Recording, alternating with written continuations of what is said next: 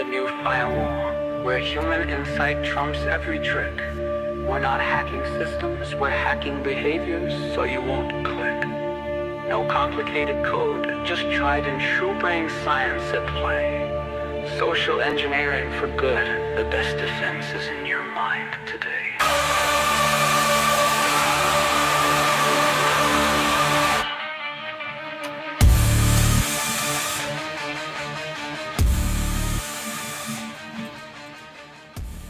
Welcome to Phishing for Answers. The opinions expressed here are solely those of the individuals involved and do not reflect the views of their employers. Get ready, because the next live episode of Phishing for Answers is starting right now with your host, Joshua Crumbaugh, the CEO of Phish Firewall. Psychology is the new firewall, where human insight trumps every trick. We're not hacking systems, we're hacking behavior so you won't click.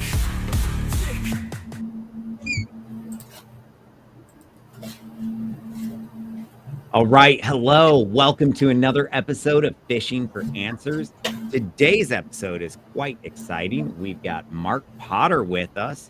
He is the CISO over at Backblaze. Mark, you want to introduce yourself? Sure. Thanks for having me on, Joshua. Mark Thank Potter, you for being here. CISO at Backblaze, as Joshua said. Been in the space for quite some time, from a developer background all the way through to the past 20 years in cybersecurity. So it's been a fun ride. Nice. So what got you into cybersecurity to begin with? Well, it's interesting because I think everybody's story is a little bit different. Mine was when I was in school to learn how to code. I had a professor, Mish Kabay, who's some of the old salty cyber folks might recommend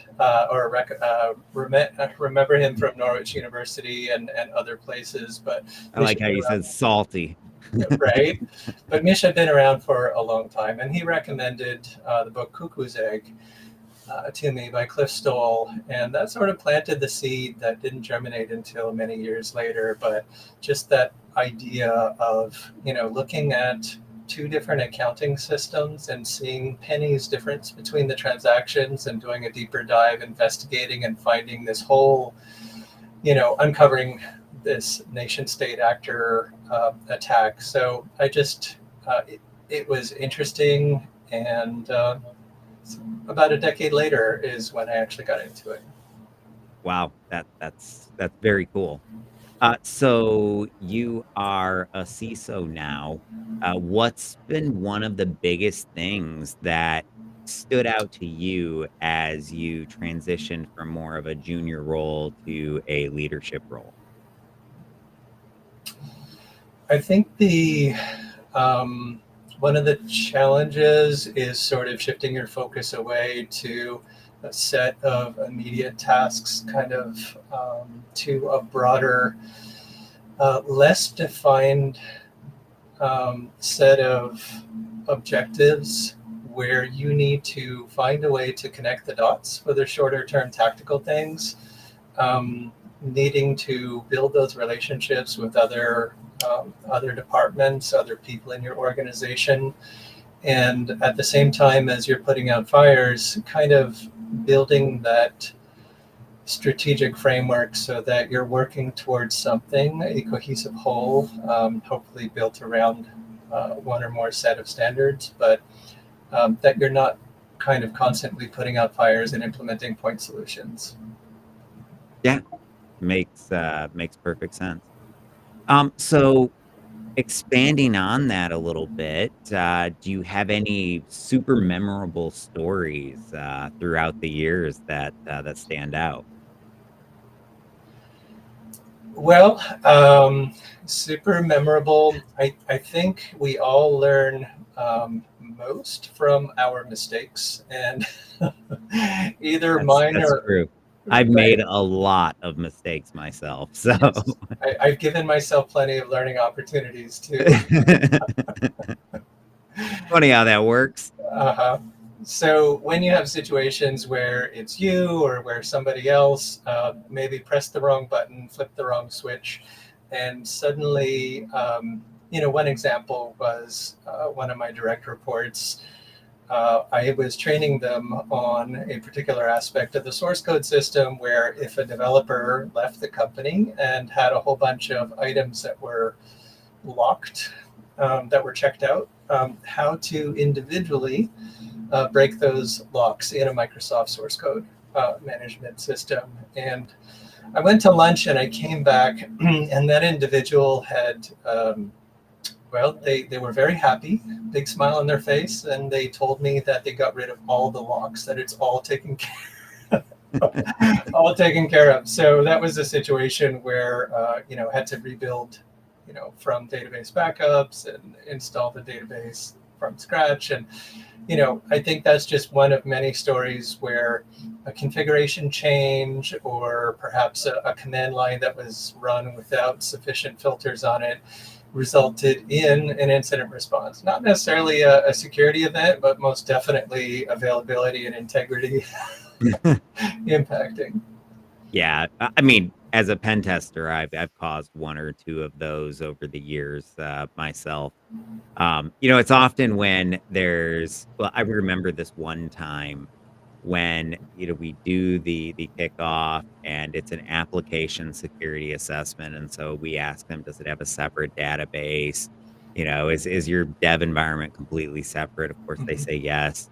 Well, we start testing it and their production environment goes down. And what we found out was that they had the production and the test database in the exact same database server. And so when we maxed out the resources on it, it just shut down everything. And there's been a few times we've seen that. Each time we've learned from it. I remember one time this guy on my team, we were doing a net BIOS scan to identify hosts. And normally we would do no larger than a /16. And he does a /8. And, and what is going on? So it took us a minute to figure it out because he had never experienced that before, probably because he hadn't run a /8 before. But this was a major network and a very big organization, and it just brought it to its knees like that. So certainly been there. So um, what about the human side of things has stood out throughout your career? Are there any things that maybe you'd recommend to others that you find particularly effective? I have a couple of things that have worked for me over the years, and I've worked with organizations, in organizations where the security function was very centralized, very insular, as well as organizations where it is more of a distributed footprint. So, for example, Backblaze, my current employer, I have direct reports. But we also have a concept of security champions. Essentially, there's every 2 weeks, we have a meeting with the Security Council, and there are people who have interest and or expertise in security that join the meetings and jump in. What's the benefit there? I think in some cases, I think every CISO would appreciate having individuals in the organization who have a passion for security and let them know when something's going on. But at the same Absolutely. time, at the same time, though, you have to be comfortable with letting go and having, these people do not report directly to you. So that autonomy that those individuals have, the different reporting structures, what that introduces here is, you really need to build those relationships with those individuals, and they will serve as your champions to the head of their department. So in some ways, I think it's even better than sort of a core focus where all of your security professionals are in one team. It requires a lighter touch, and it requires sort of making sure that you build that rapport with people, that you provide opportunities for them to provide feedback, and suggestions, not just on what's going on with the latest fire or the latest vulnerability that you want to address, but future direction of the program. I think when you get that kind of buy-in, And this applies to phishing as well on a broader level within the organization. If you have people who, you've built that rapport, you've built sort of that trust with those individuals, and they feel comfortable reporting to you saying, hey, you know what, it looked legit, I clicked on the link, what do I do? If you have that, what some security professionals call a human sensor network, and they're giving you that feedback, and they don't feel like they're going to get in trouble if they're getting back to you, or they feel like they can give you recommendations for future direction of the program, and you're going to consider it. I think those are all things that just, you can't buy that. Yeah. It makes it so much easier to move forward with your program, to have that kind of critical mass of momentum behind you. I think that's also how you create that cultural shift as well. When you've got all these leaders that represent different departments in your organization, that are leading and participating, they're talking about it, and it really does help to drive a cultural shift. Another thing I like to do there as well is create some like peer mentoring bonds. So I'll take my most susceptible department heads and team them up with my least susceptible department heads, and sort of have them work together to try and improve their overall numbers. So I think there's a lot you can do there. A few things, other things that stood out to me, as you said, a softer touch. I think that is so incredibly important, that like you said, they're not afraid to come to you with a concern about security. Hopefully they're not afraid to come to you about, even if they've clicked on something, or opened a malicious file. And so I do think, yeah, it's a little bit of a cultural shift inside of the infosec space. And I've been seeing that a lot lately, where it's more of, we need to enable people. And ideally, it's easier for them to do it in the more secure way than it is in the less secure way if we're doing our job.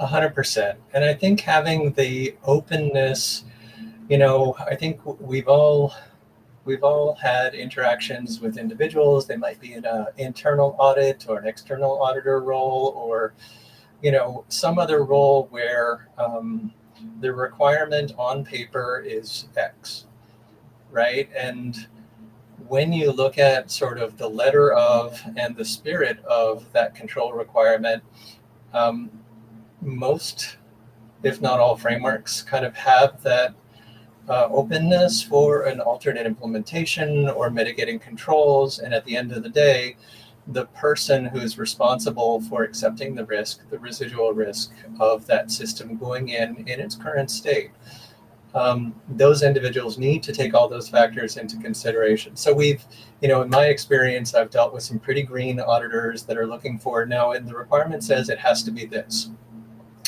where... Yeah, and there's no wiggle room to Yeah. the interpretation of that. Right. Oh, I have that same pet peeve. Continue. No, I think, it's a preaching to the choir moment. It's just one of those things that, what is the sort of the risk that posed to the organization? Is there an expansion in the attack surface? Is there an increase in the likelihood of harm?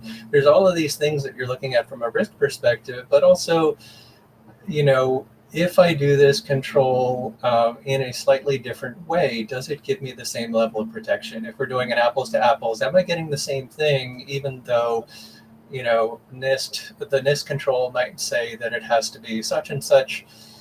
I guess one quick comment on the NIST controls is, 800-53 revision 5, the control framework catalog that's used by a lot of organizations and frameworks.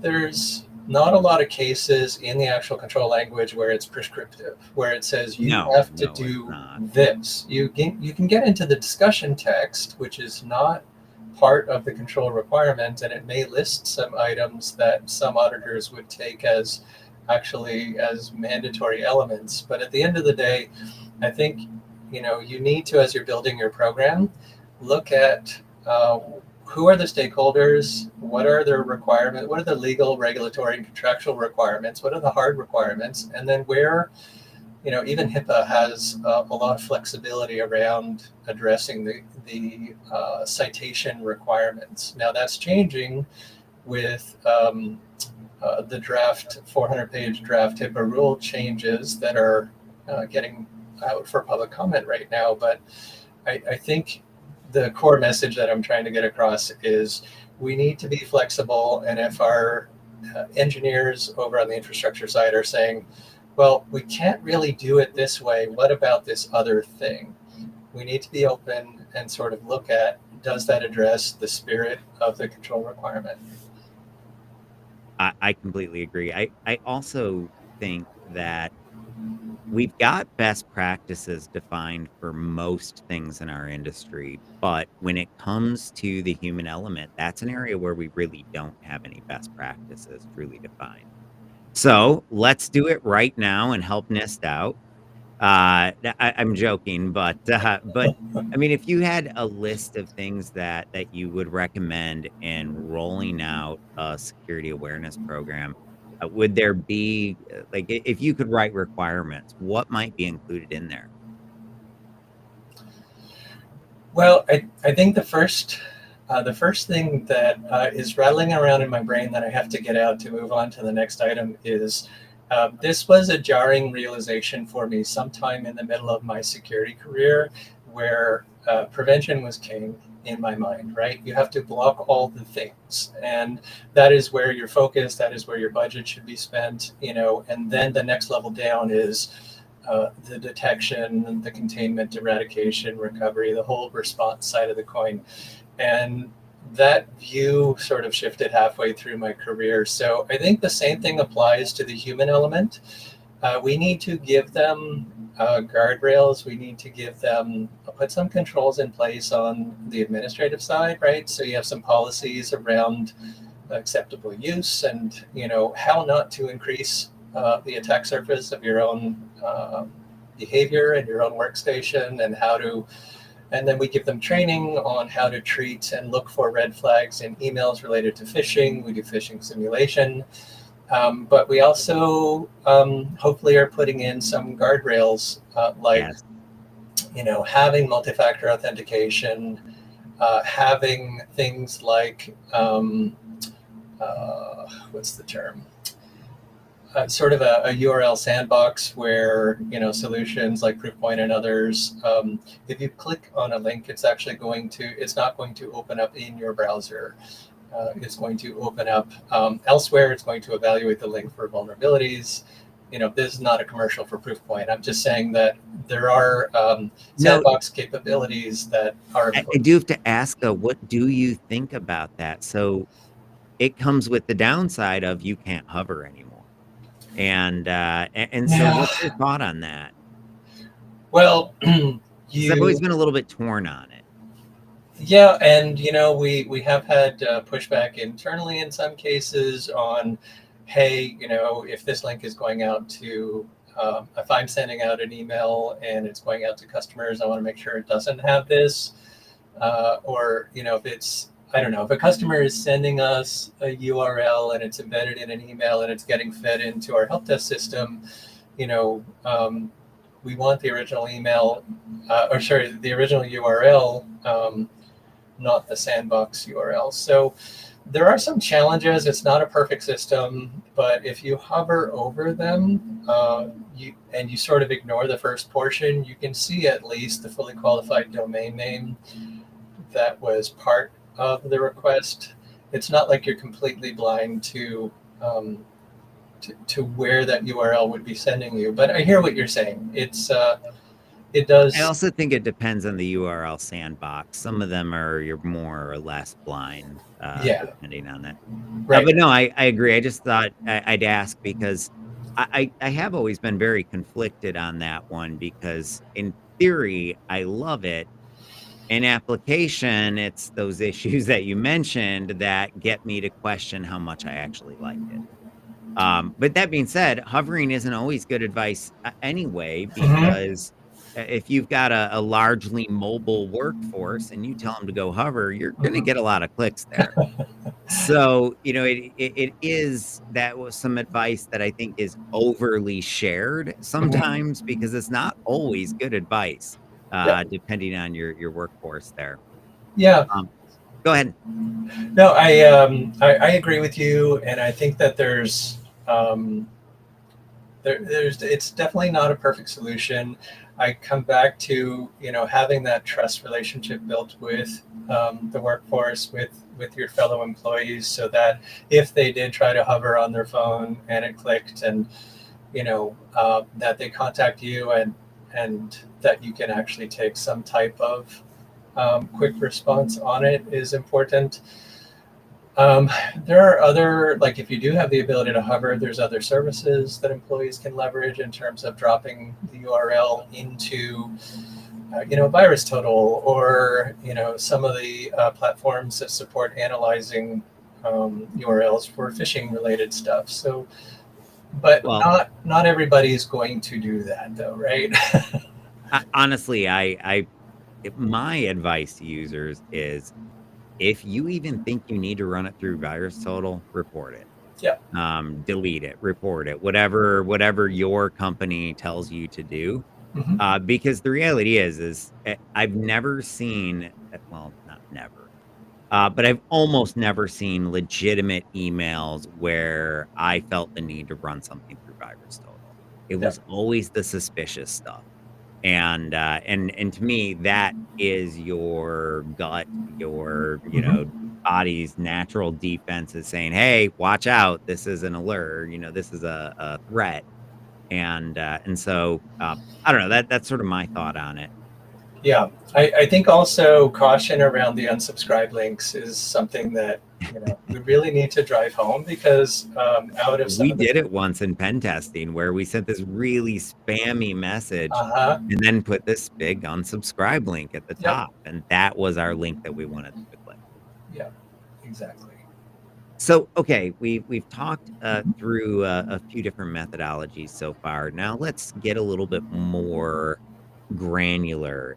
Let's talk phishing.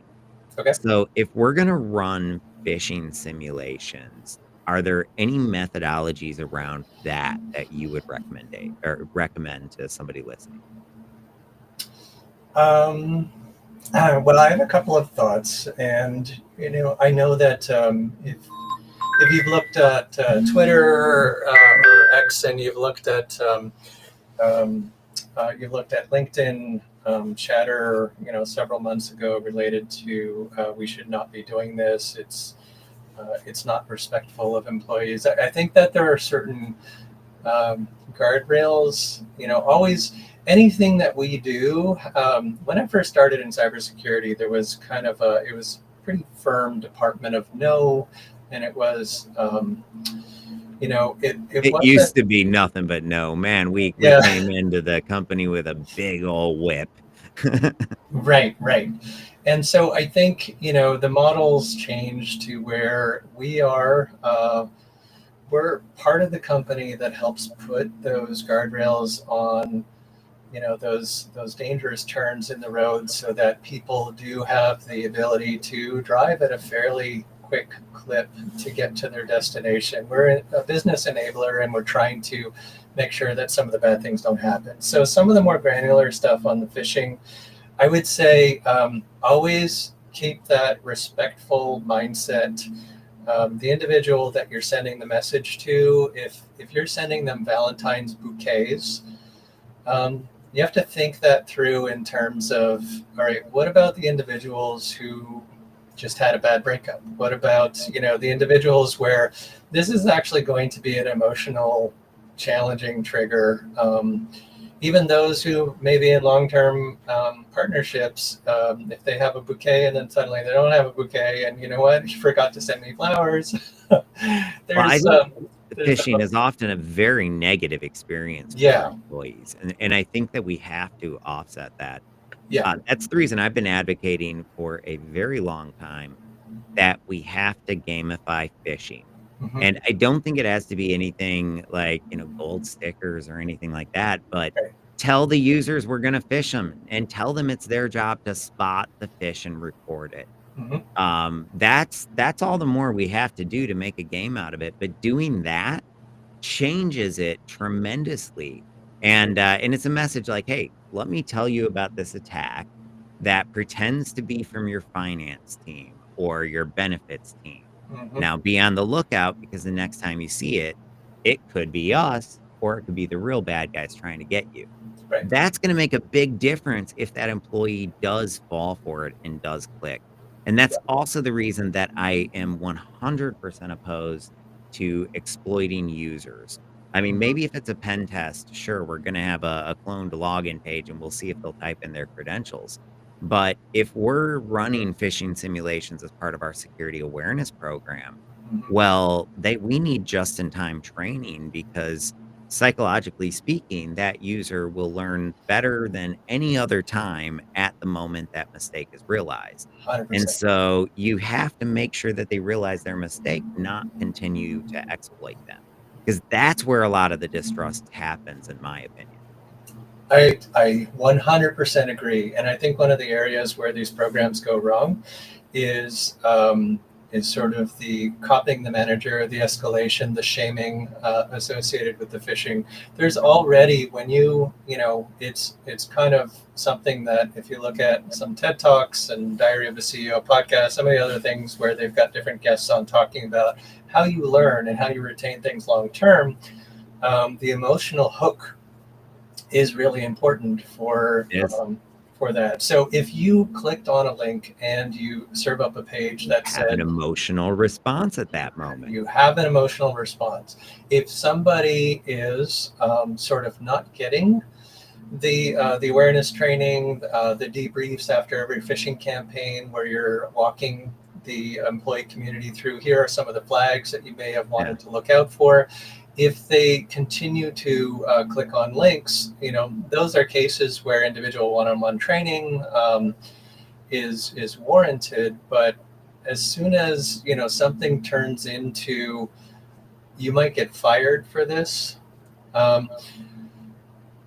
I think you're opening the door to tearing down your sensor network, where those people that Yeah. you're counting on to tell you something's gone wrong, I made a mistake, I lost my phone when I was on vacation. Those things are really important to keep those doors open. Not just that. I mean, studies have proven that if you have a very punitive culture, it doesn't matter where in the culture, it doesn't matter, like, that no one cares that it's cybersecurity and that we're trying to defend. If we create a punitive culture at all, it switches our employees, our staff, our team members from a growth mindset to a fixed mindset. That means less creativity, which ultimately means we're going to be less competitive, and we're probably going to end up going out of business. So it's counterproductive to the whole organization to be punitive like that. And that's the reason I am very against the 3 strikes and you're out policies, or any strikes and you're out. If they need to be fired, there will be far more than just the phishing to fire them. And so my opinion is it's almost never a malicious attitude. That's the only time that I would think somebody should be fired, is if they just willingly don't care and they do it anyway. Most people, even your chronic clickers, I've had some click as many as 11 times in 1 year. Mm-hmm. They're trying their hardest. They just don't get it. And one thing that I argue is we want our people to click on those simulations, Mm-hmm. because that's how they learn. Right. And I have this theory, and I call it the immunization theory. So what does an immunization do? It puts a weakened form of a virus into our body. That is phishing simulations to me. Mm-hmm. We take all the everything malicious out of it. We de-weaponize it. We send it to you and we let you learn from it.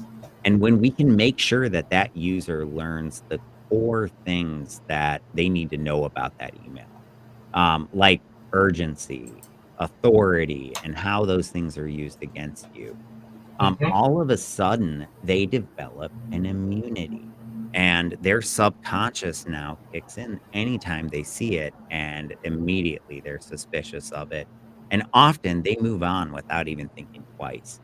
That to me is the goal that we should all be striving for. And so how do we do it? Well, we let our people make mistakes. And those mistakes mean we have to simulate phishing frequently enough that they can make the mistakes with us, not with the bad guys. 100%. I think some of what you said is also echoed in Perry Carpenter's Transformational Security Awareness book.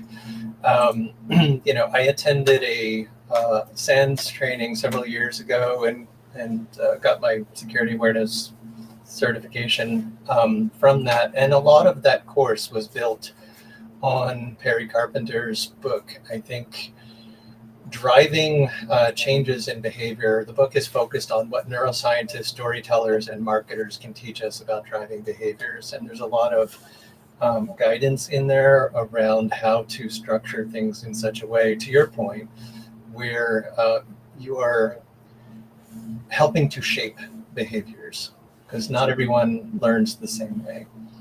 So let's talk about what marketing can bring, because this has been my cry. So a little bit about my background. I actually went to college for marketing. Was gonna go for computer science, and then the few universities that I was looking at the time had a terrible guidance counselor, but that's aside the point. The few universities I was looking at just had really lousy computer science programs. They were still teaching like Fortran. And I mean, I'm not saying that I'm that young, but it was at least C sharp by then that we should have been learning, right? Or Uh-huh. Java or something. Right. And so I get there, I'm not entirely sure what I'm gonna go into, and the marketing dean finds me and just ropes me in. And I tell that story because that's always sort of carried with me throughout my career. When I was a penetration tester, all of those rules of marketing made me really good at social engineering, because it's marketing without the ethics, right? Mm-hmm. And then when I got into, or when I decided I wanted to solve this problem and founded Fish Firewall, we used a lot of marketing principles. And one that's always stood out to me was spaced learning. And it just says, hey, if we break things down into tiny little bite sized chunks, feed them to people at a high frequency, we get better retention. So, with that said, I mean, what do you think about spaced learning? Have you done any of it? Or have you tried it yet? Have you had any success if you have? So spaced learning related to phishing itself. Any No. security awareness in general? Um, I, I'd have to say nothing that is closely tied to the event besides the debrief associated with phishing campaigns. We do have things like we leverage the monthly SANS Ouch newsletter. We have, October Cybersecurity Awareness Month. We do games during that period as well. But to your point, I do think that, well, we also have multiple channels in Slack. One of our channels is a security channel that's focused purely on security in the news. So there are Oh, things nice. where, I will post links or someone else will post links. And then, the idea is don't just post the URL, but put a TLDR at the top so that somebody who really doesn't have time can get the gist of, is this something that we can learn as a company? Is this something that, I need to you make know, that rule at my company. Don't just share a link. Give me the TLDR. yeah. But I love it. I do think the idea of micro learning, for the lack of a better term, the giving somebody a little bit that they can chew on, digest, and then move on with the rest of their day is an excellent idea. I'm a huge fan of lifelong learning. So if you can take 15 minutes out of your day to focus on, learning about AI prompting and how it can help you in your business, or something related to the latest attack campaigns, phishing awareness, I think it's a fantastic idea. Awesome. You know, where I really, I guess, stumbled across the application in terms of security awareness was a little bit by accident. It's actually a fairly entertaining story. So I'm in New York City in the financial district, actually right, well, anyway, in the financial district, and I'm doing a readout for a New York City hedge fund, and you've got their C-suite in the room, including their CEO. And he is exactly what you would expect of a New York City hedge fund CEO. The big attitude and everything. And so uh, I read out, and we had a number of different social engineering findings, and I say, you need to do additional security awareness training. He says, well, I'm already doing an annual security awareness training. I'm already running phishing simulations. I'm not willing to spend any more time than we already are. And that's 1 hour a year. Yep. And he says, my people's time is worth money, and I'm not going to spend more than that. And initially I was like, well, if an hour's not working, maybe you should, give more. Mm-hmm. But as I thought about it more, I realized that maybe the approach was wrong, not the CEO. Right. And I realized that if we were to break it down into 60-second chunks, that's, I can throw out a message or a video to my people every single week of the year now. And if we break it down into 30-second chunks, now I can be in their inbox or sending them messages twice a week, every week of the year, and we haven't used an hour. So I really think that's the power of micro training, is that you can do a lot more with that same amount of time. And it doesn't matter if we're talking about passwords or tailgating, we're talking about cybersecurity, and therefore all of it remains front of mind. Yeah. No, I love it. I think one of the questions comes to mind is, the annual training. Sometimes there's what you're dealing with is not just wanting to get the content out and to make sure that the refresher is there, as well as your individual employees that you're onboarding, making sure that they're trained. There's the compliance piece and checking the box and having that record. So if you are doing the 60 seconds twice a week, and that's a replacement for your annual compliance, that people who are like heads down developers who are working on code, they get this email, it says such and such. There's the context switching cost that they might or will likely push out that micro learning opportunity, or maybe not even do it at all. So how do you deal with that? Well, so at least the way we handle that is that even we had to implement a fast track program. I guess we got two options for compliance. One where it drips it out to people over time, if you've got all the time in the world, and forces them to do it. But the more popular one and our newer model, it just drops people to a landing page. You still do these short little, 30 to 60-second videos, Mhm. but you may make them watch 10 or 12 at once in order to get their certificate for the year. Got it. Okay, that makes sense. Yeah. But I still think breaking it down into as short and as simple of content as possible is really key. I think too often we overcomplicate things because, I mean, our entire world is technical, but for that non-technical lay user, I think it's the same way when I first went to an executive and pitched. I was pitching features, and guess what happened? I didn't get budget. Yeah. And I think that it's a similar thing with users, and the way we treat them is like we project often onto them that maybe they're a little bit more technologically savvy, or understand email better than maybe they do. Right. And to that, I also think that Hollywood does us no favors. Well, sort of. They do us a lot of favors, making everyone think that you and I are geniuses because of our jobs. And the ponytails don't hurt either, but it intimidates people because now they think that cybersecurity is too complicated for them to understand. Well, I think that there's also an element of, and I've heard some other speakers talk about it, from the FBI and at security conferences where those shows like CSI have, or 24 with Jack Bauer, there's the ticking clock, there's the music that is just stressful, it pulls you in, everything is happening so quickly.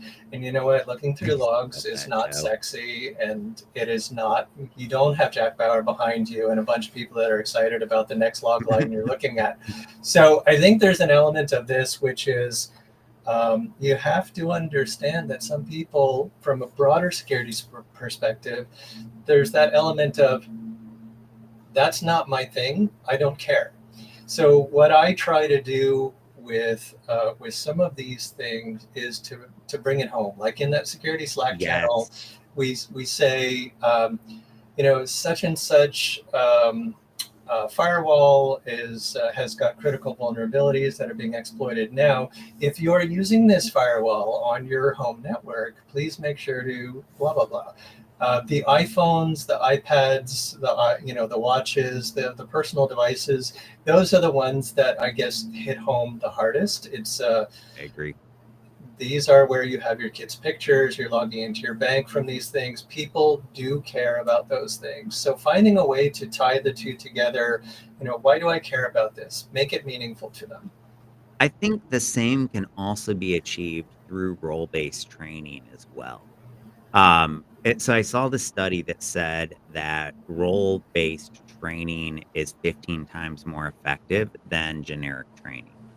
And I believe it's more effective because of the fact that it connects it home for them. Just like when you're talking about their home router, or if you talk about an elder scam and you tell them to take it home to their parents, or a scam targeting children on Roblox and you tell them to take it home to their kids. Those things have power, but I also think we can get that same effect by saying, hey, here are scams targeting people in your specific job function.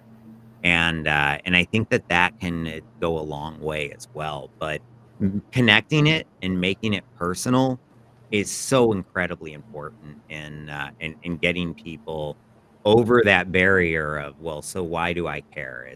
This doesn't affect me. Yeah, 100%. All right. Well, we are almost out of time. Any last bits of information here before we end the show? There's only, I guess, one other thing that I wanted to talk about, and it is aligned with some of what we've been talking about, is lifelong learning is important for you in your own personal career, whatever your domain is. Keep learning, get outside of your comfort zone. If AI is something that you're not doing, our VP of Human Resources used it to take 5 different vacation plan trip packages to determine how much time would be spent in a given location. Would they have enough time to see such and such? Were meals included? Like, there are different ways to leverage tools that you might not be using today to distill down information and help you make better decisions. The other thing would be feedback loops. I'm a big proponent of taking the outcome of, Dr. Joe Firestone and Mark McElroy wrote a paper that was very impactful on me about over 20 years ago that had to do with artificial knowledge management systems, and basically proposing a knowledge claim, vetting the claim, and having that feedback loop so that it can help you and your group evaluate and create new knowledge. Same thing goes with other systems that you have. If you have interesting information that you trust that's coming out of one system that might benefit other security controls in your environment, think about it. See what you can do to leverage that output to make the rest of your ecosystem stronger. Well, and to the point of feedback loops, when that user makes the mistake and clicks on a phish, always should have just-in-time training that helps them understand how to get better. Because those feedback loops help people get much better than they would be otherwise. Absolutely. That's really great advice. Thank you so much. Sure. Thanks for having me on, Joshua. I really enjoyed it. I enjoyed our chat. All right, everybody. See you again tomorrow.